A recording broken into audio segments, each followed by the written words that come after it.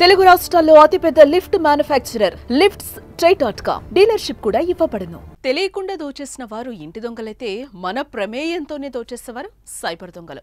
కష్టార్జితం క్షణాల్లో కొల్లగొట్టేస్తారు. ఏదో జరుగుతుంది అని తెలిసేలోపే సర్వం లాగేస్తారు. అందుకోసం నిత్యం కొత్త దారులు అన్వేషిస్తూనే ఉంటారు. పోలీసులకు దొరకకుండా ప్రజలను ఏమార్చి తమ పనిని కానిస్తున్నారు. తాజాగా కొత్త స్కామ్ వెలుగు చూస్తోంది. అదే కాల్ మెర్జింగ్ స్కామ్. అసలు ఏంటి కాల్ మెర్జింగ్ స్కామ్, ఎలా దోచేస్తారు, మనం ఎలాంటి జాగ్రత్తలు తీసుకోవాలో ఈ వీడియోలో తెలుసుకుందాం. దేశంలో డిజిటల్ పేమెంట్స్ వచ్చాక సైబర్ క్రైమ్స్ కూడా పెరిగిపోతున్నాయి. సైబర్ నేరగాళ్ల ఉచ్చులో పడి ఎంతో మంది భారీగా నష్టపోతున్నారు. తాజాగా మరొక స్కామ్ ఆందోళన కలిగిస్తోంది. బ్యాంక్ ఖాతాను ఖాళీ చేయడమే లక్ష్యంగా చేసుకుని సైబర్ నేరగాళ్లు కాల్ మెర్జింగ్ స్కామ్ ను అమలు చేస్తున్నారు. దీనిపై కేంద్రం కూడా తాజాగా అలర్ట్ చేసింది. దీని విషయంలో జాగ్రత్తగా ఉండాలని తెలిపింది. అసలు ఏంటి కాల్ మెర్జింగ్ స్కామ్? ముందుగా పాత స్నేహితుడినంటూ గుర్తు తెలియని వ్యక్తి నుంచి ఫోన్ కాల్ వస్తుంది.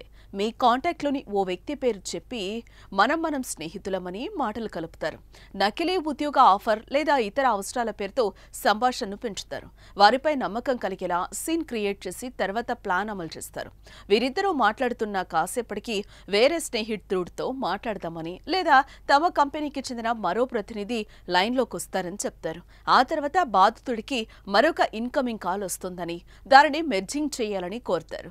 నిజానికి ఆ రెండో కాల్ బాధితుడి బ్యాంక్ నుంచి వచ్చే ఓటీపీ ఆటోమేటెడ్ కాల్.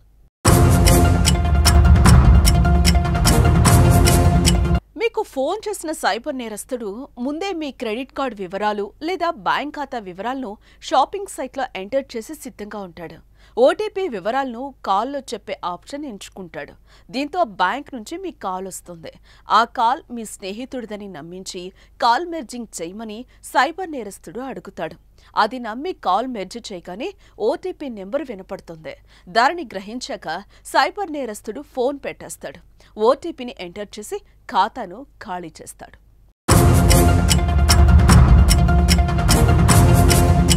ఈ స్కామ్తో సులభంగా మోసపోయే అవకాశం ఉంటుంది. కాల్ మెర్జింగ్ ద్వారా ఓటీపీ సైబర్ నేరగాడు పొంది అనుమానం రాకుండా తన పని కానిచ్చేస్తున్నాడు.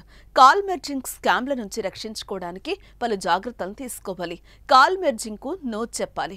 ఎవరు అడిగినా తెలియని నెంబర్లతో కాల్లను మెర్జ్ చెయ్యొద్దు. కాల్ మెర్జింగ్ చెయ్యాలని అడిగితే కాల్ కట్ చేయాలి. మీ బ్యాంకు స్నేహితులు, కుటుంబ సభ్యులు కూడా మీకు ఇలాంటి అభ్యర్థన చెయ్యరని గమనించాలి. ఎవరితోనూ ఓటీపీలను పంచుకోవద్దు. బ్యాంక్ అధికారికంగా ఓటీపీని ఫోన్ ద్వారా అడగదు. స్పామ్ కాల్స్ ను గుర్తించాలి.